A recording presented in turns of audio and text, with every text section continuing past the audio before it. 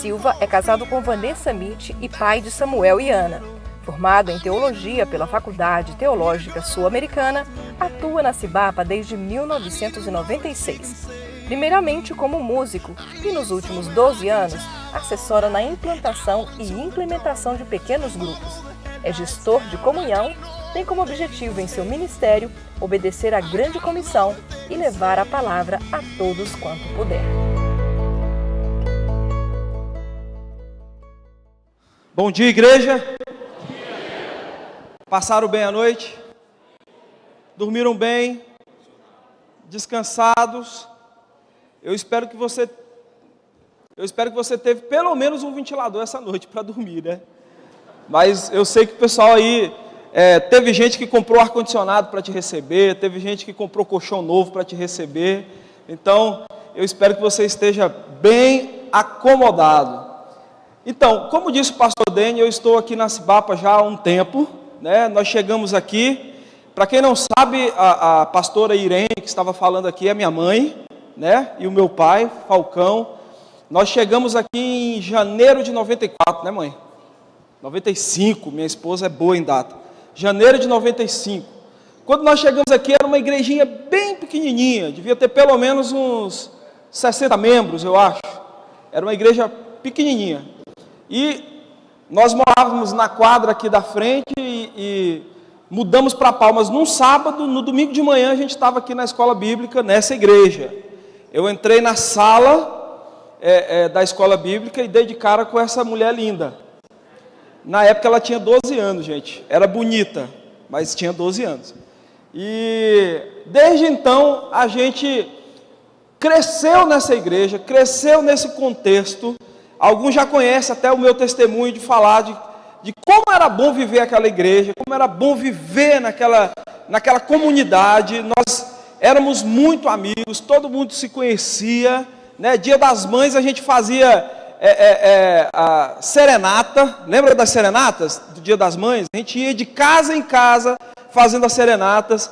Casamento estava todo mundo junto, aniversário todo mundo junto, Natal todo mundo junto. Era muito gostoso viver aquela comunidade, e eu cresci nessa comunidade.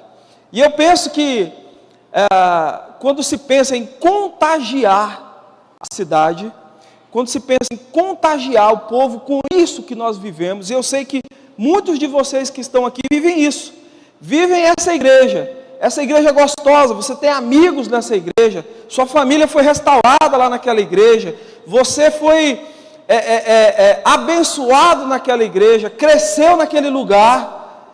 E por que não espalhar isso para as outras pessoas? Por que não fazer isso com os nossos amigos? Por que não trazer essa comunidade gostosa para todo mundo? Aí nasceu o incômodo. Nasceu o incômodo de, tudo bem, a gente vive tudo isso aqui é gostoso, é muito legal isso aqui que a gente vive. E quem era daquela época aqui? Tem alguém aqui que era daquela época? Levanta a mão, deixa eu ver. Vanessa, Irene, Falcão, a irmã Beth, que é fundadora mesmo aqui da igreja. Amém, né, irmã Beth? E como era gostoso viver aquilo. Mas nasceu o incômodo no nosso coração, né, irmã Beth? De falar assim, não dá para viver isso aqui só a gente. Não dá para viver isso aqui, essa coisa gostosa, só nós. Ah, mas a igreja pequena é a igreja que tem qualidade. Realmente tinha uma qualidade de comunhão muito gostosa. Mas eu queria levar isso para os nossos amigos. A gente queria levar isso para os nossos irmãos. Queria levar isso para a nossa comunidade. E isso que a Irene e o Falcão falaram aqui, faz parte dos pequenos grupos que contagiam as realidades. Nós estamos falando sobre pequenos grupos que contagiam. A sua igreja tem contagiado a sua cidade? Aí eu pergunto melhor ainda, a igreja que é você, tem contagiado a cidade? Tem contagiado a escola? Tem contagiado o trabalho onde você está? Você tem conseguido levar isso a outras pessoas? Eu queria que você abrisse a sua Bíblia. Abra a sua Bíblia. Em Neemias, nós vamos ler uma passagem que está em Neemias 1, de 1 a 6. A maioria de vocês aqui conhece muito essa passagem, conhece muito essa história de Neemias, da reconstrução dos muros, né? E o incômodo que ele sentiu em ouvir a história de como estava o seu povo. Então, Neemias 1, de 1 a 6. No mês de Quisleu, no 20º ano, enquanto eu estava na cidade de Suzã, Anani, um dos meus irmãos, veio de Judá, com alguns outros homens. E eu lhes perguntei acerca dos judeus que restaram, os sobreviventes do cativeiro, e também sobre Jerusalém.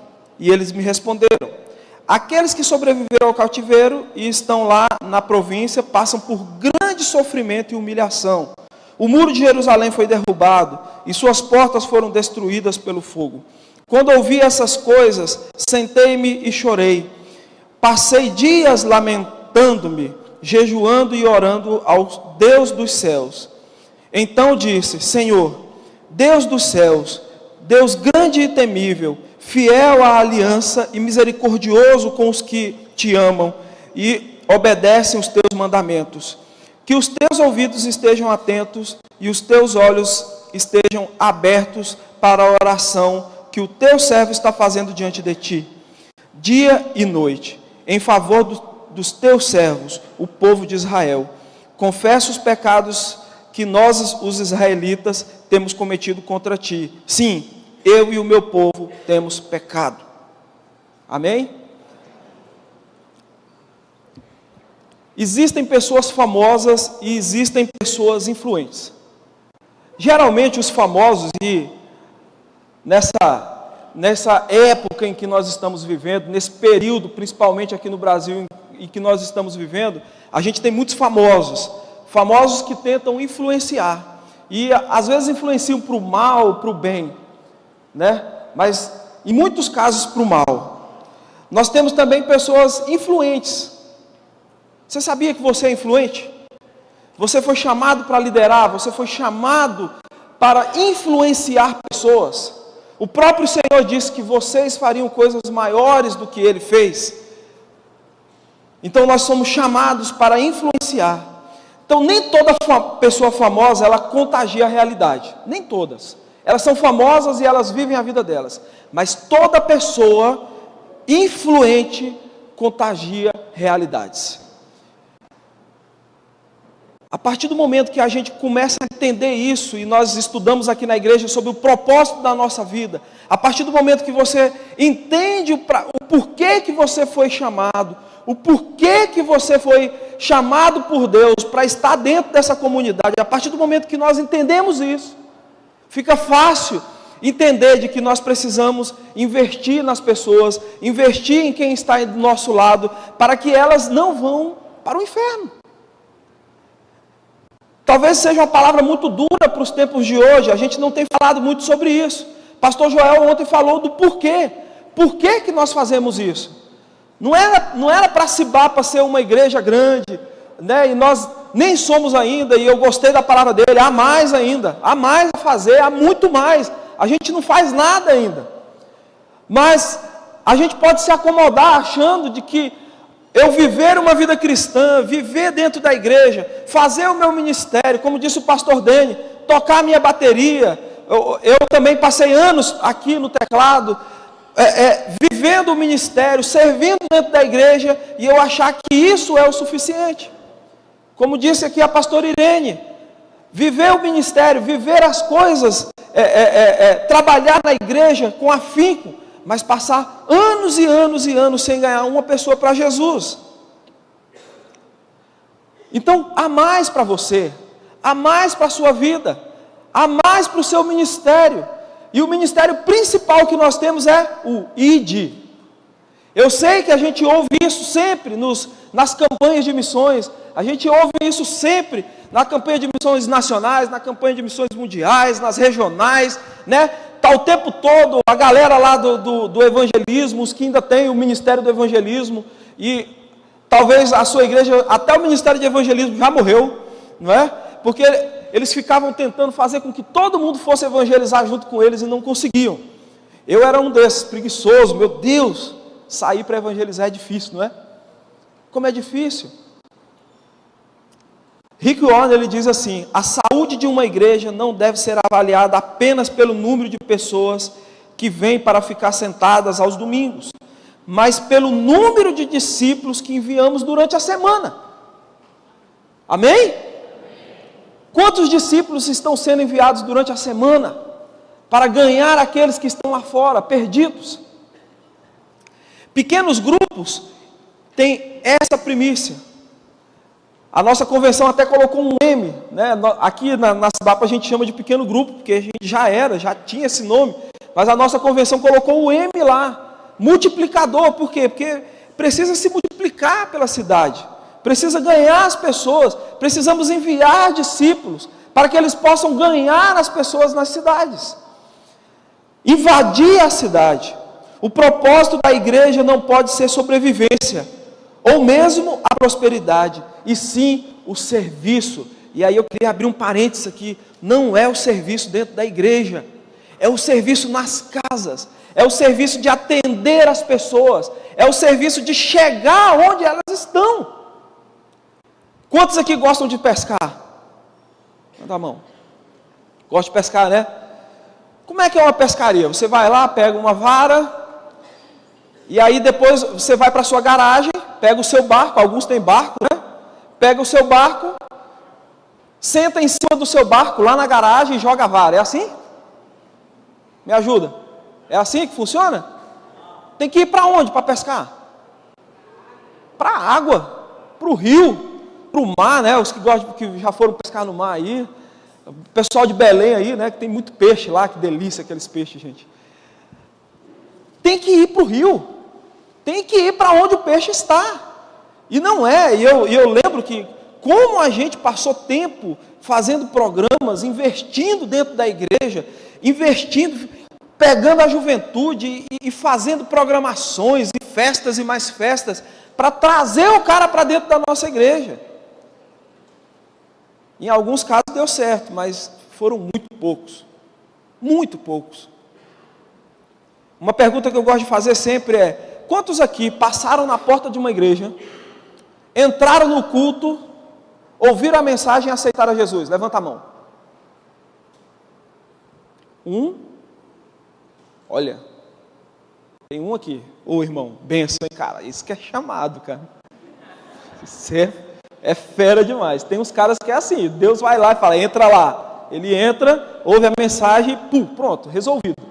Mas quantos aqui uma pessoa investiu na sua vida e você foi ganho por ela? Olha aí, dá uma olhada em volta para você ver. Meu irmão, não tem segredo. A gente ainda insiste nisso. E deixa eu te falar, nós temos, já estamos há mais de 10 anos em pequenos grupos, e nós somos tentados o tempo todo a achar que o programa vai resolver. Nós somos tentados o tempo todo a achar que eu vou fazer uma festa, eu vou fazer uma programação muito legal, e a gente se esmera e faz um monte de coisa, e a gente tenta crer de que aquilo vai ganhar uma pessoa. O pastor Rick Warren também gostava de falar isso. Na verdade, é como se a gente pegasse flechas e ficasse atirando. Pá, pá, pá, atira para tudo que é lado, vai atirando. Vez ou outra a gente acerta o alvo e diz: olha, cumprimos o objetivo que a gente queria. Mentira! Não era o propósito. A gente fazia festas e mais festas e mais festas, e Deus mandava um desse assim, ó, caía de paraquedas dentro da igreja, e aceitava Jesus. Mas não era, de forma alguma, o objetivo. Então, a igreja, eu gosto demais dessa frase. A igreja, para os que gostam de barco aí, né? A igreja não é um clube de iate. Mas pelo contrário, é um clube de pescadores, de pessoas que vão para dentro da água para pescar. E então, para contagiar a nossa realidade, o seu pequeno grupo. Quantos aqui tem pequenos grupos? Levanta a mão. Quantos aqui já tem um pequeno grupo? Amém. Quantos aqui são líderes de pequeno grupo? Levanta a mão. Líderes. Olha aí que bênção. Quantos aqui são supervisores já? Discipuladores? Vamos lá, levanta a mão, ó, supervisores já. Olha que bênção. É isso aí. Vocês são o exército para ir para fora. Uma definição da igreja, mas pastor, então quer dizer então que a igreja, como comunidade, como corpo de Cristo, como o povo unido, não é mais necessário? Pelo contrário, é muito necessário.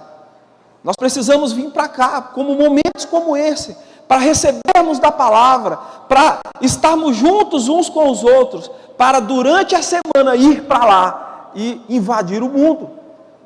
Meu irmão, Satanás tem gastado tudo, ele tem feito de tudo para ganhar todos. Agora eu quero ir para o céu, e eu quero levar o maior número de gente comigo. Quem está comigo?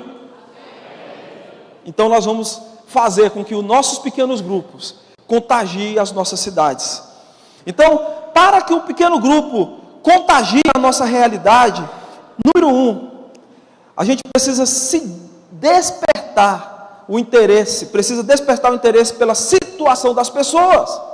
Olha lá, verso 2, pode manter sua Bíblia aberta aí, Neemias 1, verso 2. Então, pedi notícias da cidade de Jerusalém e dos judeus, que haviam voltado do cativeiro da Babilônia.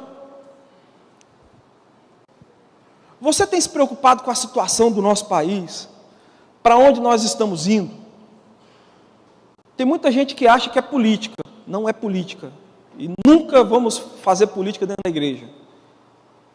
Não é isso. Mas, você tem se preocupado com as leis que estão tentando se implantar nesse país?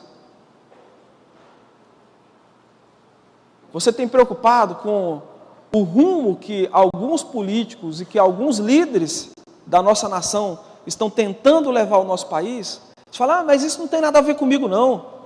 Tem tudo a ver com você. Tem tudo a ver com a nossa realidade. E esse sentimento que Neemias teve, é o sentimento que nós devemos ter. Como está o nosso povo? Como está o povo lá da sua cidade? Bebendo? Se prostituindo? Ah, pastor, mas o mundo jaz no maligno. Uai, não. Nós somos chamados para levar luz às trevas. Nós somos chamados para levar luz a essas pessoas. Nós somos chamados para nos incomodar com a situação em que o mundo está vivendo. Não é normal. Uma amiga da Vanessa postou lá no Facebook, falando sobre o Uruguai, que o Uruguai aprovou o aborto, né? E aí falando bem assim, 14 mil abortos e nenhuma morte. O que está errado nessa frase?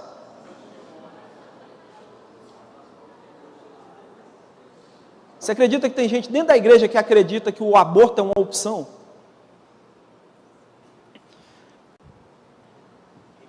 A gente precisa se indignar com isso. Os drogados, as pessoas que, as famílias, olha, um candidato aí, um vice-candidato, falou que os problemas que nós temos hoje na nossa sociedade é a falta da paternidade, é a falta de um avô, de um pai. Tem crente que está indignado com isso. Oh, mas eu fui criado pela minha mãe. Amém, irmão, eu sei, mas não é o que Deus quer. O que Deus quer é que a família, pai, mãe, filhos, avós, é por causa da dureza do coração do homem que nós estamos nessa situação. E nós vamos chegar lá. Isso te deixa chateado? Isso te deixa incomodado? Ou você acha que isso é normal? O teu amigo do trabalho, eu lembro bem quando eu trabalhei 10 anos numa empresa jornalística aqui, e eu digo para você com toda sinceridade, o que está chegando hoje aqui, há 15 anos atrás, lá no meio dos jornalistas já era uma coisa muito normal. Para quem é jornalista aí sabe como é que é aquele povo, né? Então, casamentos desfeitos, porque para ele o trabalho é a melhor coisa. A ideia de mundo que esse povo tem é totalmente diferente da nossa, e eles escrevem sobre isso todos os dias, eles fazem matéria sobre isso todos os dias. Você imagina que eles estão contagiando a nossa cidade e a nossa cultura com coisas ruins. E você está dizendo que crente não precisa se infiltrar nas coisas. Precisa. Crente precisa voltar a ser jornalista. Crente precisa voltar a ser do Ministério Público. Crente precisa voltar a ser juiz. Crente precisa voltar a ser vereador. Crente precisa voltar a ser, a influenciar a cidade, contagiar a cidade com a palavra de Deus, com a bênção. Ah, mas eu vou fazer proselitismo. Não é isso. É fazer com que as pessoas pensem na sociedade com valores cristãos. Então, Neemias se incomodou. A primeira coisa que precisa acontecer no nosso coração é o incômodo. Você não vai sair do lugar se você não se incomodar. Ninguém quer ganhar mais feliz com o seu salário, não é verdade? Você quer ganhar mais porque você está incomodado com o salário que você ganha. Você quer mudar de serviço porque você está incomodado com aquele serviço que você está hoje, com aquele trabalho que você tem hoje. Dentro da igreja é a mesma coisa. Nós só vamos fazer alguma coisa se a gente se incomodar, se a gente entender que quem está lá fora está sofrendo. Ele acha que é feliz, mas ele não é feliz. Só existe felicidade em Jesus. Só existe libertação em Jesus. Só existe um caminho, irmão. Um caminho. Ah, mas isso é um absurdo. Tem crente que acha que é um absurdo. Tem crente que acha que, os crentes ateus, né, para quem já leu o livro, acha que existem outros caminhos. Não existe outros caminhos. O único caminho é Jesus. E os pequenos grupos têm a função de levar esse caminho para a cidade, de levar esse caminho para os bairros, de levar esse caminho para as escolas. Vocês vão ver aqui, nasceu um incômodo no coração da juventude dessa igreja. Os nossos jovens estão se suicidando nas escolas, nas faculdades. Praticamente toda semana a gente ouve a história de um estudante que se matou. Coisas horrorosas. Da mãe sair na garagem e ver a filha pendurada na garagem. Se os crentes que estão dentro da universidade não se condoer com isso e achar que isso é normal, então nós estamos perdidos. Não é normal. Não é normal esse sofrimento. E as pessoas estão sofrendo por falta de Jesus. E a função de levar essa palavra, a função de levar isso é nossa. E o pequeno grupo está para ajudar. Então o que a juventude dessa igreja fez? Foi para as universidades, foi para as escolas. Vamos abrir pequenos grupos lá, vamos evangelizar, vamos levar uma palavra de esperança. Eu tenho certeza absoluta que se o evangelho chegasse a essas pessoas que estão se suicidando, elas não iam tirar as suas vidas. A gente não pode ser alienado, irmão. A gente não pode ser indiferente. E nós não podemos ser ignorantes. Pastor Irene, o pastor Falcão, quando chegaram naquela comunidade, encontraram uma comunidade de ébrios, uma comunidade de homens que maltratavam suas mulheres, maltratavam seus filhos, drogas, prostituição. O pequeno grupo começou lá, com um casal, o chacareiro lá da chácara da nossa igreja, né? Começou na casa dele, devagar. O evangelho vai entrando. A palavra de Deus é como uma faca de 2 gumes. E ela vai entrando, é devagar, ela vai mudando a cultura e vai mudando a realidade daquele lugar. Nós participamos do casamento coletivo daquele povo. Pararam de beber, pararam de maltratar. O evangelho entrou naquele lugar. O evangelho é o poder para transformar. E nós precisamos acreditar nisso. Há mais para os pequenos grupos, não é crescimento de igreja, não é crescimento explosivo, não é para que a minha igreja enche de pessoas, mas é para que discípulos alcancem a cidade. Então, Neemias estava inconformado com aquilo. E aí ele resolveu mudar isso. A partir do incômodo, eu espero que todos aqui estejam incomodados. A partir do incômodo, a gente toma uma decisão. Precisamos mudar aquilo. Precisamos mudar aquela realidade. E no verso 3, então, eles me contaram que aqueles que não tinham morrido e haviam voltado para a província de Judá estavam passando por grandes dificuldades. Contaram também que os estrangeiros que moravam ali, por perto, o desprezavam. Finalmente, que as muralhas de Jerusalém ainda estavam caídas e que os portões que haviam sido queimados ainda não tinham sido consertados. Meu irmão, Deus trabalha mesmo em meio às tragédias. Deus trabalha mesmo em meio a esse caos. E o que Deus tem feito conosco é fazer com que eu e você mudemos essa realidade. Lá no texto que diz assim: se o meu povo, que se chama, se humilhar e orar, buscar a minha face e se arrepender, dos seus maus caminhos, aí então eu ouvirei dos céus. Nós somos 50 e tantos milhões de evangélicos no Brasil.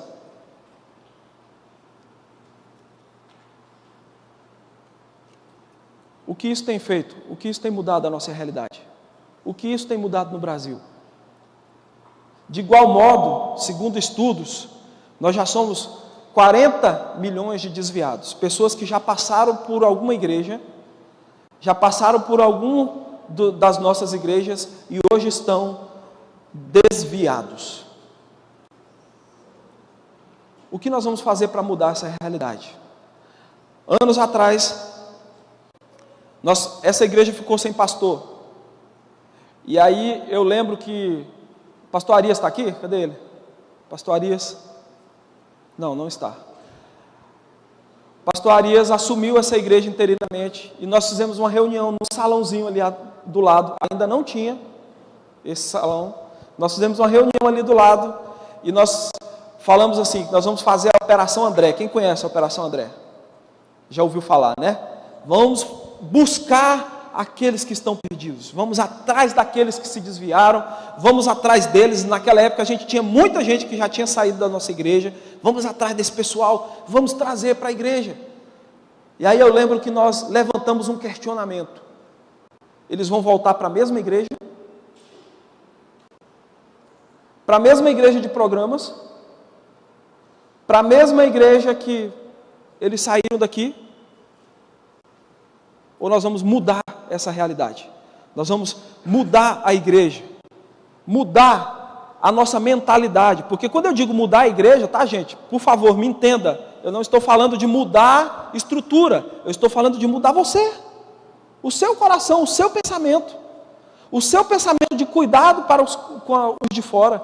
O seu pensamento com a missão que você tem. É mudança de mente. É aqui.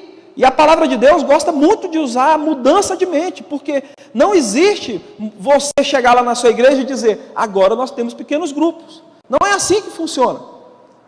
Primeiro precisa mudar a mente das pessoas, delas entenderem. Nós somos acostumados a viver na igreja de programas. Eu entrego o meu dízimo, o pastor vem aqui e prega do jeito que eu gosto, porque se ele pregar do jeito que eu não gosto, eu vou para a internet, né? Que hoje tem um monte de gente aí que os pastores deles é a internet, é o Ed, é até íntimo, como diz, ou porque o Ed prega, né? E a gente vai para a internet. Se o pastor não prega bem, se o louvor não for bem, então eu reclamo. Nós transformamos a igreja em hotel. Eu pago o serviço e o serviço tem que ser bem feito. Por isso muitos pastores têm sofrido, por isso muitos pastores também têm tirado as suas vidas, porque não aguentam mais. Crentes que não entendem a sua missão. Então, se não mudar essa concepção, né? Se a gente não entender, se a gente não confrontar as más notícias com as boas notícias do Evangelho, se a gente não entender isso, se a gente não mostrar para o nosso povo o que é mais importante, então não adianta pequeno grupo. Os pequenos grupos não vão mudar. Agora, a função do seu pequeno grupo é entender essa realidade, entrar na comunidade, entender o que cada bairro passa, para que a gente possa avançar naquela cidade. A gente precisa estar sensível e solidário com o sofrimento das pessoas. Olha o verso 4. Quando eu ouvi isso, eu me sentei e chorei durante alguns dias. E fiquei chorando e não comi nada. Eu queria que você frisasse aí na sua Bíblia. Durante alguns dias. Repita comigo. Durante alguns dias. Agora para os líderes de pequeno grupo. Cara, como a gente sofre, né? O cara vem com um problema e a gente absorve aquele problema dele. E a gente chora. E a gente entra até em depressão por causa do problema do cara. Neemias aqui já sacava o negócio. Ele entrou numa deprê. O povo estava sofrendo. O povo dele. E ele entrou numa deprê terrível. Falou, meu Deus. Mas durante alguns dias, depois ele sacudiu a poeira e ele foi agir. Tem líder morrendo, porque se agarra nos problemas dos liderados e vai junto. E morre junto. Nós já tratamos de líderes aqui, e pastor, talvez você deva se identificar muito com o que eu vou dizer aqui agora. Quando chega no final do ano, o cara diz, pastor, não quero mais esse negócio para mim não. Eu não aguento mais. Porque ele absorve os problemas das pessoas e ele vai para o sofrimento, né? E ele não entende que a gente precisa sim ser sensível e solidário ao sofrimento das pessoas, mas não absorver o sofrimento. Tem um pastor que veio aqui nessa igreja e falou bem assim, rapaz, não entra na prova do outro não. A prova é do irmão, não é? Está passando por uma prova, está passando por uma dificuldade. Então, o nosso objetivo como líderes é ajudar essa pessoa e não entrar junto com ele no sofrimento, né? Então, a gente precisa estar sensível em ouvir as dificuldades das pessoas, em estar atento ao coração. Gente, não tem como numa igreja, e mesmo que seja uma igreja de 60 pessoas, não tem como o pastor saber de todo mundo. Não tem como, é conversa. A gente lidera um grupo de 12 pessoas, 15 pessoas, é difícil saber da vida de todo mundo.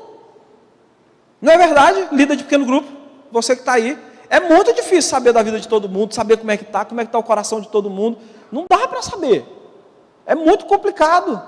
Agora imagina um pastor liderando uma igreja de 60, uma igreja de 100, uma igreja de 200, uma igreja de 300, e aí por diante. Então, a gente precisa estar sensível ao sofrimento das pessoas, e o pequeno grupo tem essa função. O pequeno grupo dá para chegar na pessoa, dá para saber pelo que a pessoa está passando. Aqui na igreja, esses 2 meses para trás, aí, a gente teve alguns familiares de membros nossos que faleceram, né, pessoas que deixaram, que morreram. E os pastores dessa igreja, quando chega lá, meu irmão, já está tudo organizado. O pequeno grupo já atendeu todo mundo. O pequeno grupo já está lá abraçando aquelas pessoas, cuidando daquelas pessoas. O pequeno grupo está lá junto. E você está sensível às pessoas. Não tem pastor no mundo que dê conta de fazer isso sozinho, irmão. A gente só recebe a ligação, pastor, a irmã está lá no hospital, está internada. O senhor podia ir lá fazer uma visita? Mas olha, o líder já foi lá, o pequeno grupo já foi lá. A igreja já está lá atendendo a pessoa, sensível às necessidades dela. E cada pessoa tem uma necessidade diferente. Olha, nós vivemos na época da depressão e tem gente que ainda acha que isso é frescura. Tem gente que ainda acha que isso é frescura. Você acredita nisso? É, frescura. Não, não é não, gente. Não é não. As notícias ruins vão entrando na pessoa.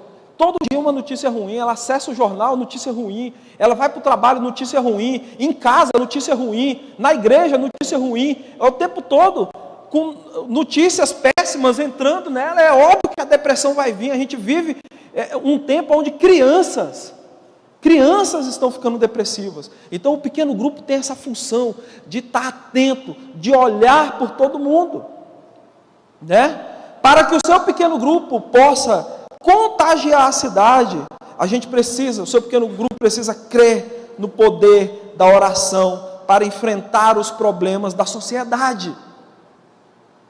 Lá, versos 4, parte B e 5.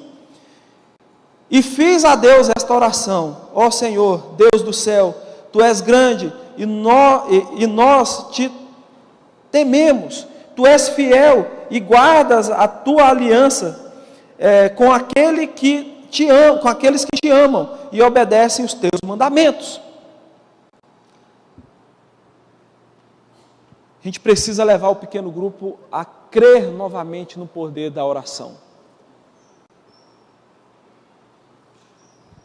Eu já ouvi mensagem de pastores que diz que Deus não é sensível às nossas orações, não. Que Deus não... Esse negócio de ficar orando o tempo todo para Deus responder a oração, isso não existe. Olha. O nosso pequeno grupo precisa ver o agir de Deus, ver o poder de Deus. E só há uma forma, através da oração. Irmãos, é tão grave essa questão da oração, que é assim. A oração é a nossa conversa com Deus, não é verdade? Ok? Líder de pequeno grupo. A nossa oração é a nossa conversa com Deus. Para você que é casado, tem como ter um relacionamento sem conversa? Para você que está namorando, tem como ter um relacionamento sem conversa?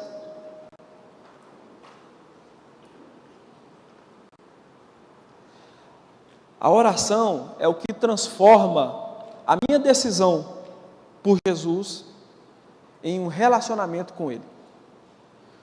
Se eu não orar, não tem relacionamento. Se não tem relacionamento, vai dar divórcio. Tem muita gente divorciada de Deus aí, porque não ora.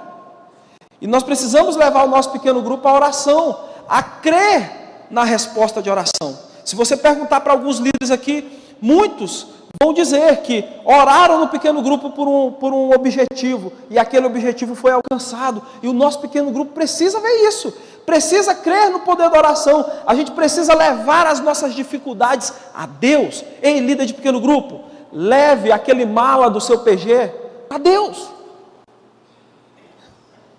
Leva aquele abençoado, aquele que precisa de atenção extrema, de necessidades extremas.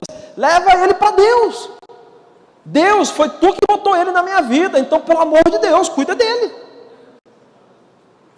Eu não dou conta mais. Né? Mas a gente não pode desistir das pessoas. O pastor Joel Cominski deixou claro isso aqui, né?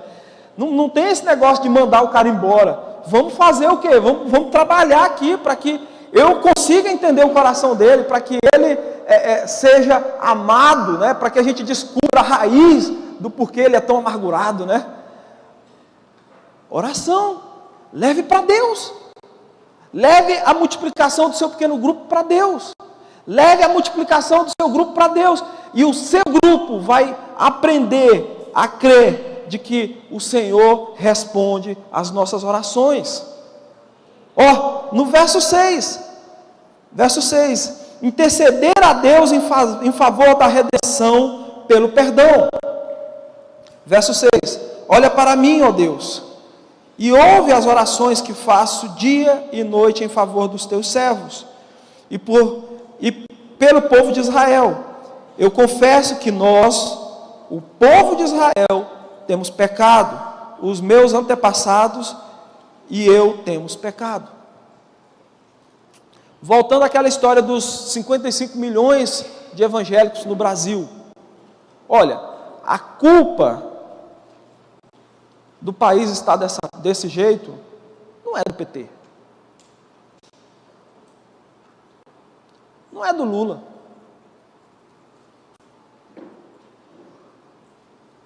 Você quer transferir a culpa para outra pessoa, como a semente adâmica é sempre assim, né?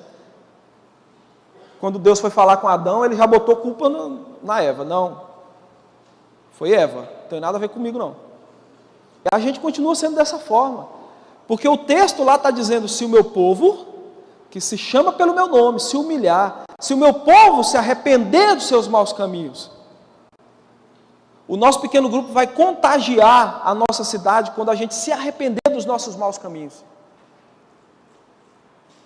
Quando a gente se arrepender de estar vivendo só para nós. Quando a gente se arrepender, porque, olha, eu acho que o pastor Joel Cominski deixou isso aqui claro. Não é pequeno grupo que faz a diferença. Pequeno grupo é mais uma estrutura.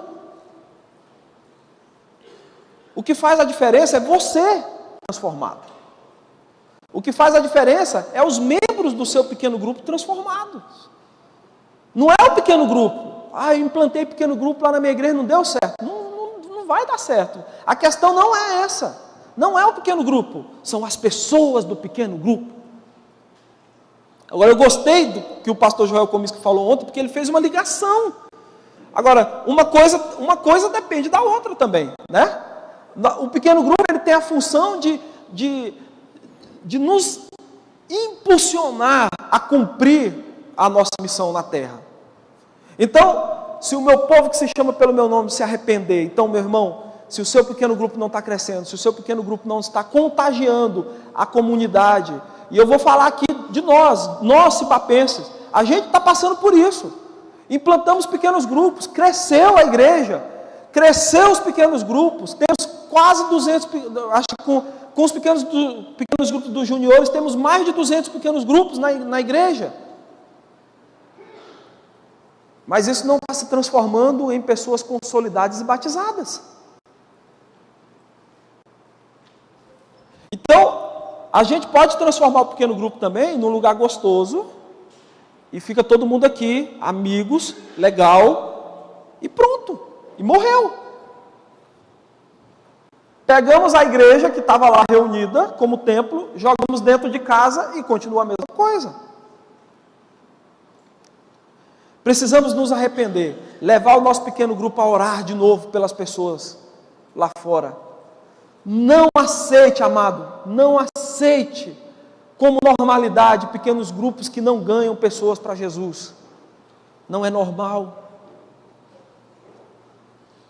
Não é normal que no meio daquele pequeno grupo, 12 pessoas, 15 pessoas reunidas, ninguém ganha uma pessoa por ano para Jesus. Não é normal isso. É uma esterilidade dentro das nossas igrejas e dentro dos nossos pequenos grupos. Precisamos orar, nos arrepender dos nossos maus caminhos, para que a gente possa voltar de novo a olhar para as pessoas lá fora. Não está certo isso. E cuidar delas, para que elas não se desviem dos seus maus caminhos. Fazer como a pastora Irene diz aqui, discipulá-las. Fazer com que elas não vão com qualquer vento de doutrina. Meu irmão, como eu já disse, nós vivemos tempos terríveis, né? Ponto 6. Trazer o desafio para perto e encarar o desafio. Agora eu quero que você abra lá no verso 2. Verso 2. Versículo 5.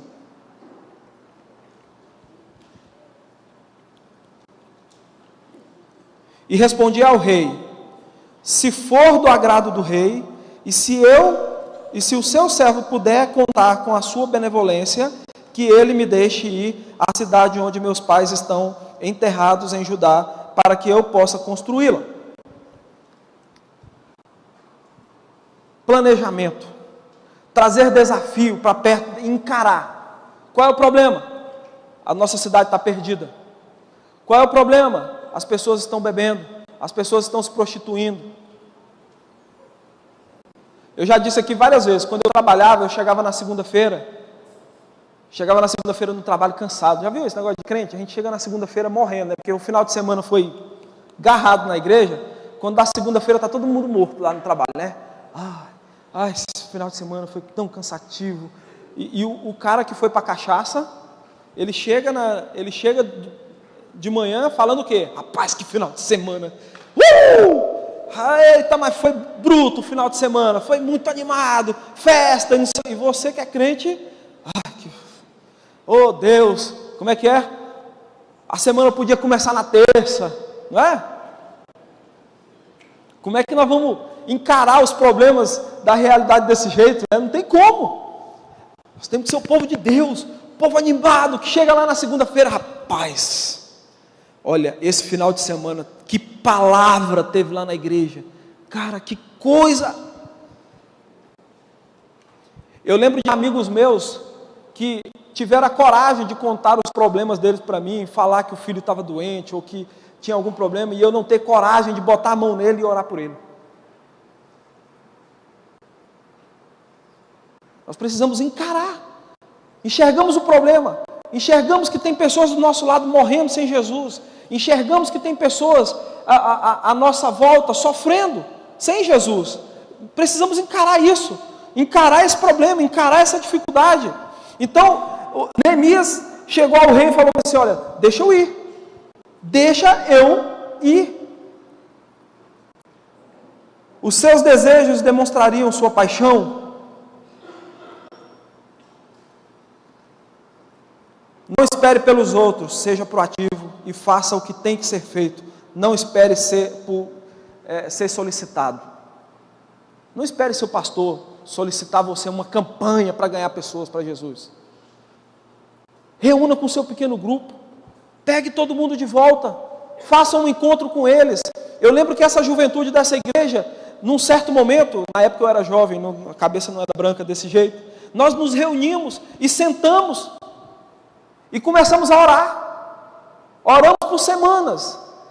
Através daquela oração a gente começou a identificar de que os nossos programas não ganhavam pessoas.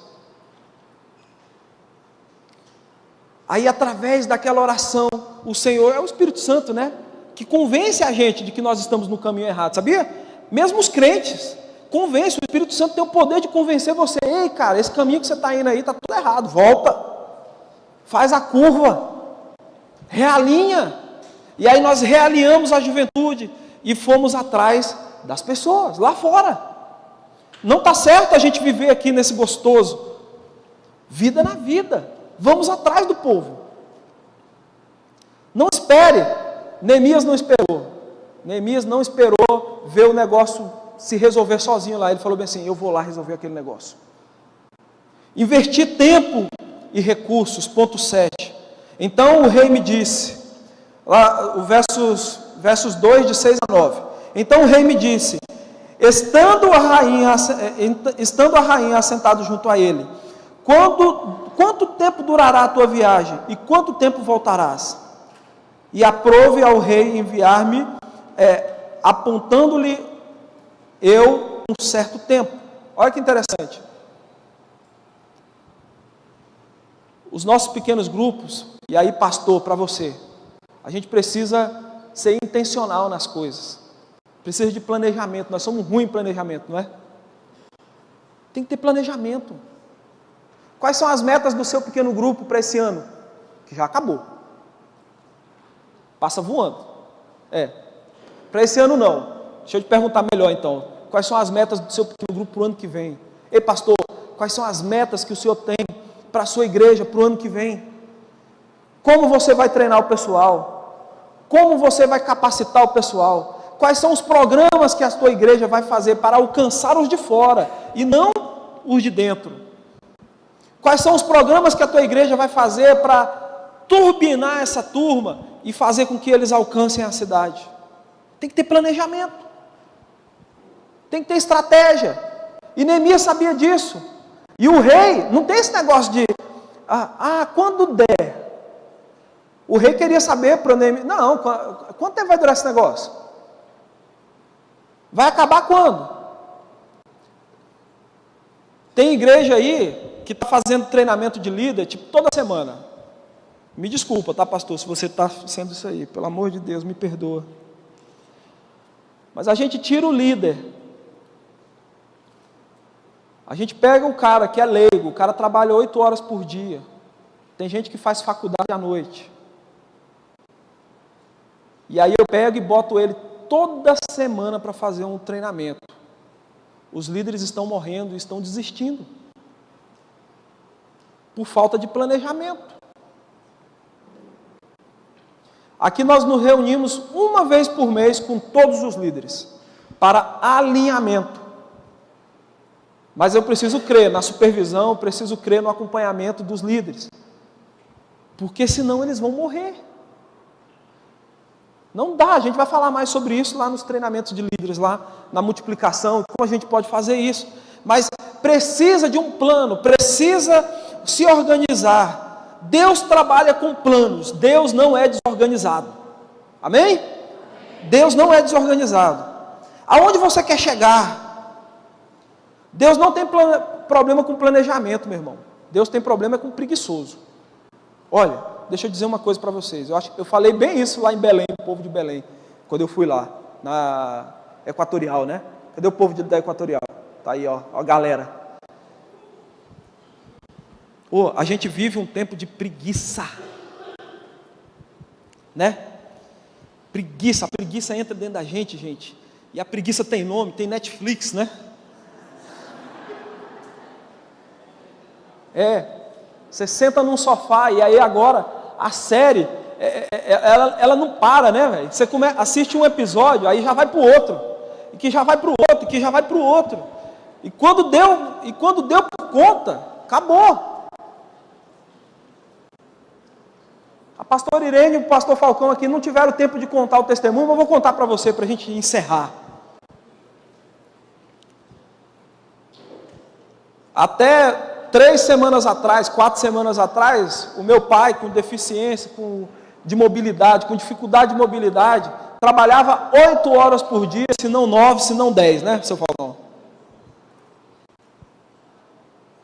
Todas as noites, eles iam visitar alguém.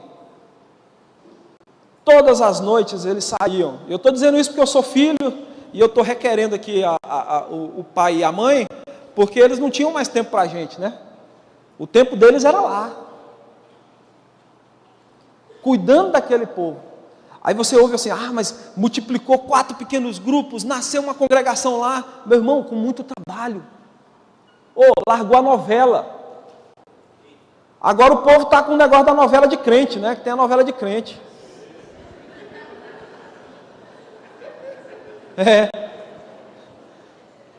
Deixa eu te dar um alerta, tá? Eu estava lendo uma matéria que me assustou, estava falando lá para minha esposa. Sabe quem está escrevendo aquela novela Jesus? Uma mulher que não é crente. E você está lá se esbaldando com aquele troço lá. Cuidado, irmão. Nem tudo que parece é. Cuidado, tá? A gente precisa ser astuto. A mulher que escreve a novela Jesus falou numa entrevista que não vê problema nenhum em ver um Jesus homossexual. É por isso que o seu pequeno grupo existe, para você envolver essas pessoas na comunhão, envolver essas pessoas no discipulado, envolver essas pessoas no evangelismo, envolver essas pessoas na adoração a Deus. E não vai sobrar tempo para novela, não vai sobrar tempo para o Netflix, porque as pessoas estarão comendo um churrasco, não de carne de moída, mas de carne de verdade. Cadê o pastor Joel? Ainda não chegou não, graças a Deus.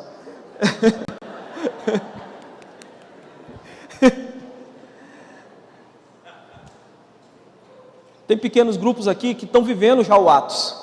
Todos os dias estão juntos. Eles todos os dias inventam uma desculpa para comer junto, para estar junto numa pracinha, e a Palmas é quente pra caramba, o melhor lugar para ir, para não gastar com ar-condicionado, é pracinha, tá, gente? Nós estamos aqui para isso, mas a preguiça não tem deixado com que você saia de casa.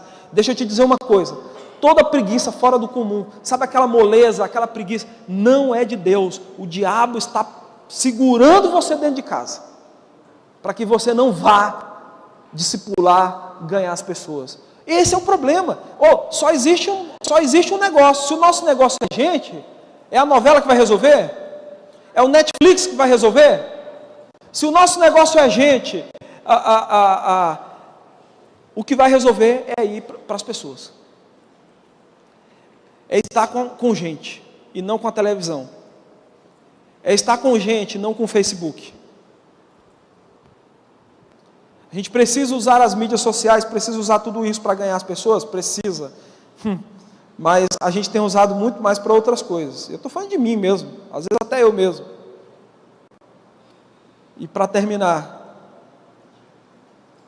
depois que nós passamos por tudo isso, depois que Neemias passou por tudo isso, se planejou, se organizou, foi para lá, foi para Jerusalém. E aí eu preciso dizer isso para você, líder, porque você se tornou líder e aí você acha que agora tudo serão flores, tudo vai ser ok. E aí, por último, para terminar essa mensagem com muito positivismo para você, espere por oposição.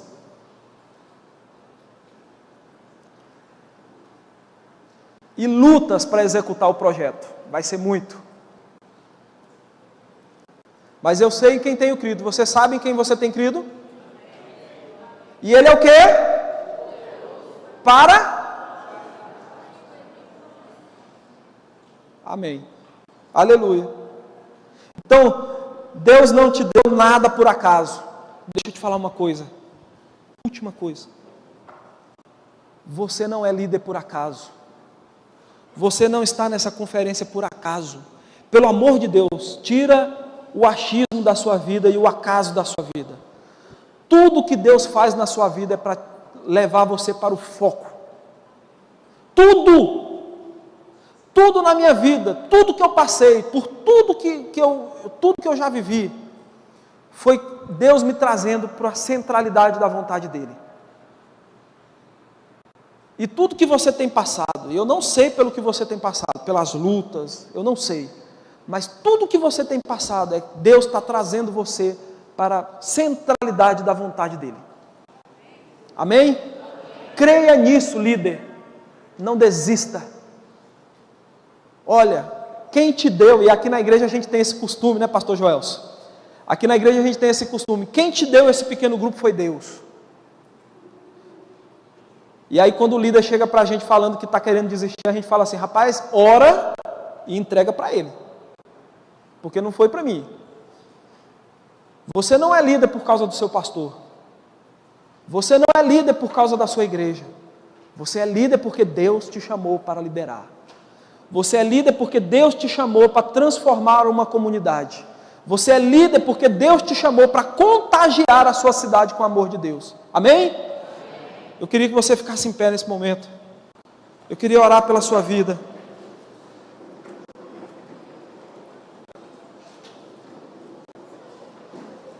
Neemias passou por muita dificuldade. Neemias passou por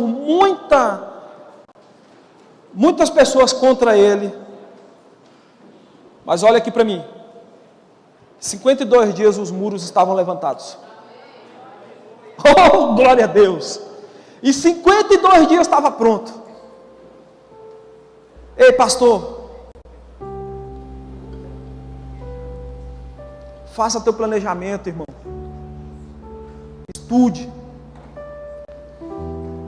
Trabalhe duramente. Pegue aquelas pessoas que você quer investir intencionalmente e olha, leva ela para dentro da tua casa. Inclua ela na tua vida. Eu tenho certeza que assim como Deus fez com a minha vida, Ele vai fazer na tua vida e na vida da tua liderança. Vai transformar um Cleves que só se preocupava com ele mesmo e com 26 anos de idade, tendo nascido num lar cristão, nunca ter ganhado uma pessoa para Jesus, transformar alguém que estava morto em alguém vivo e produtivo.